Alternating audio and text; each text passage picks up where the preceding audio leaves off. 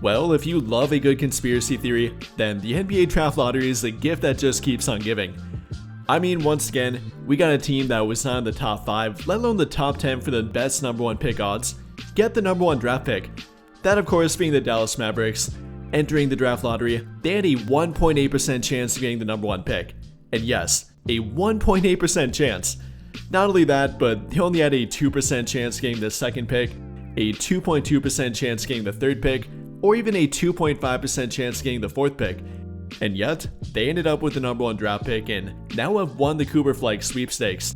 Pretty much the consensus number 1 overall draft pick, probably the best draft prospect in nearly a decade now, if not even longer according to some people, and he almost certainly will be heading to Dallas, which is a pretty peculiar situation. Not a team that's in a rebuilding situation, a team that's coming off a trip to the NBA Finals, a team that's coming off a blockbuster trade in which the fan base is not happy about, of course sending Luka Doncic to LA, getting Anthony Davis for him, and being in a very weird situation. Again, not trying to rebuild, but trying to compete for an NBA championship. But with them adding a number 1 overall draft pick, a generational type of prospect, he's definitely going to want to be in their rotation and probably be in their starting lineup, which might be difficult with guys like Anthony Davis, like I mentioned, Daniel Gafford, Derek Lively, and PJ Washington. How do they make that mix work? How do they keep everyone happy and everyone on their team long term? Will somebody have to be traded? Will somebody want to be traded? And could that benefit other teams around the NBA? Maybe a team like the Lakers? We'll talk about that and try to break it all down here. And well, to begin, I think we gotta take a look at the Mavericks payroll and how much they will be dedicating to their front court with the addition of Cooper Flag. Next season, they'll be paying Anthony Davis $54 million, the very top of their payroll. Then after him, paying PJ Washington $14.1 million, Daniel Gafford $14.3 million, Derek Lively roughly $5.2 million, with an extension on the way. Then paying Cooper Flag roughly $14 million as well. Or if you add up their total contracts, well over $200 million in guaranteed money. So yeah, definitely dedicating a lot to it. And with guys like PJ Washington and Daniel Gafford being under an expiring contract, will they want to commit even more money to them? Or will they try to offload somebody and maybe have to go that route? Well, that's definitely up for debate here, but I think it's entirely possible, and we may have gotten a hint at it too.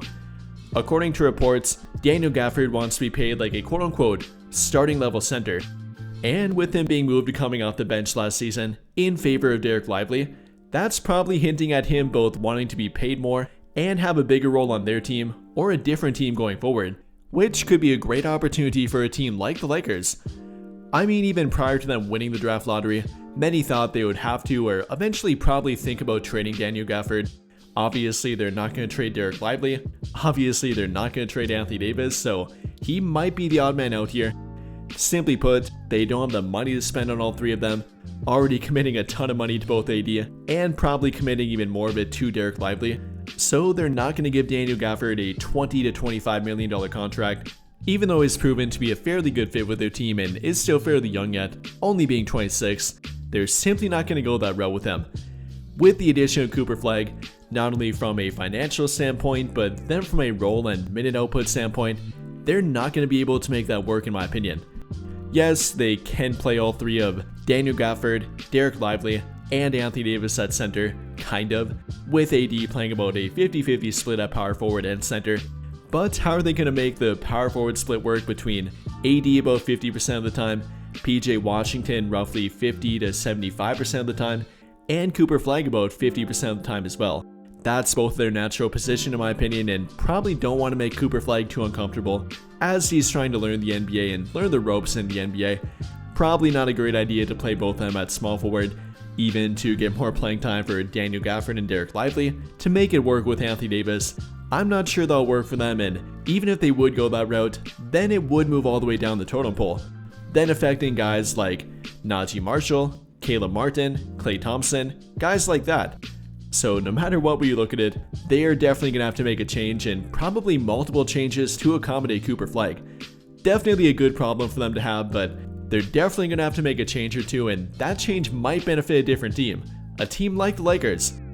Like I said, maybe they could try and get Daniel Gafford, Not sure if Nico Harrison would want to further damage his reputation and make the fan base hate him even more, but it would be a potential outcome.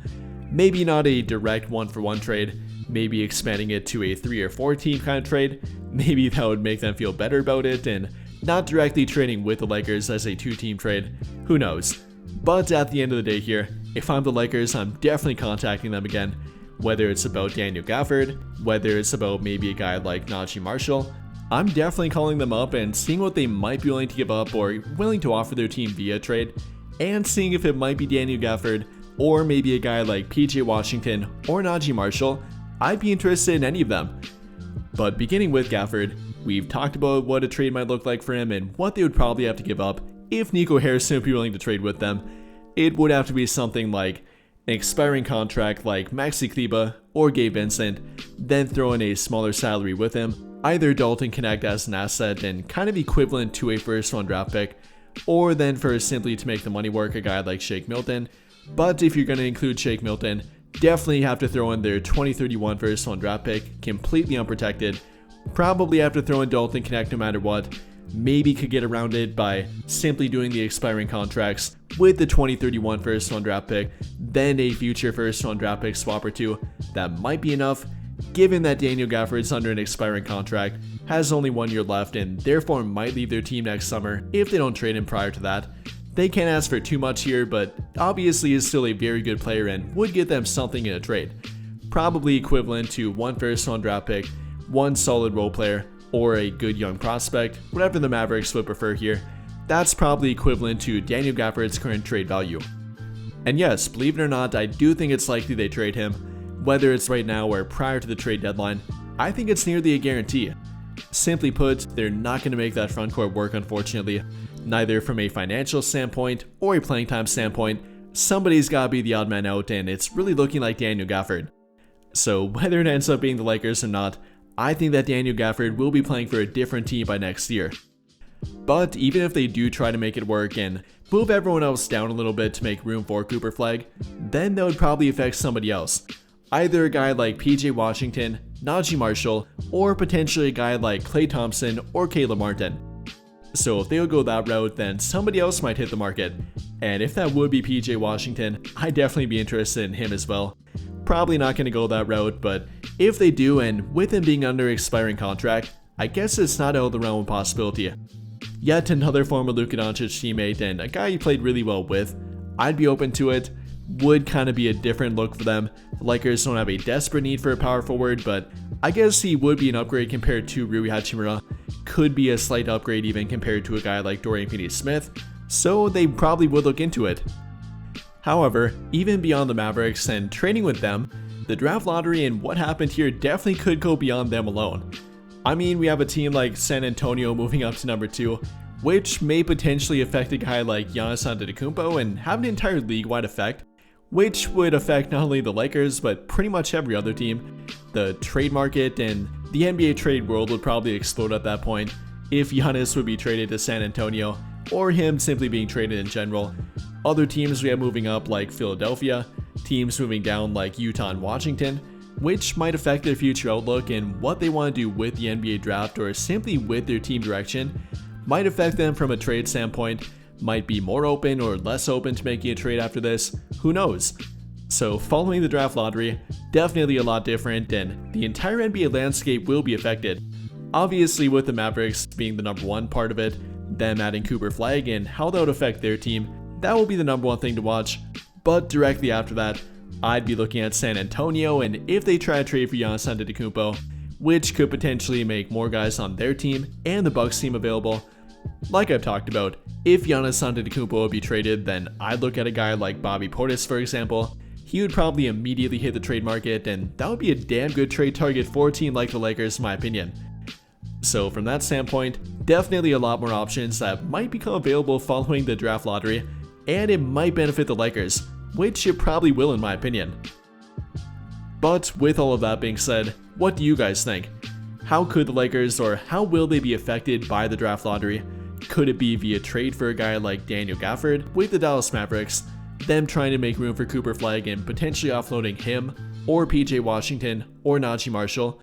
Or could it be from a bigger trade that comes down the line from a team like San Antonio trading for Giannis? Or will they simply not benefit at all here? Let me know your thoughts in the comments down below. But I think that'll pretty much do it for this one. And if you enjoyed the video, then I'll greatly appreciate it if you dropped a like, subscribe to the channel if you have not already, and hit that notification bell to never miss out when I upload a video.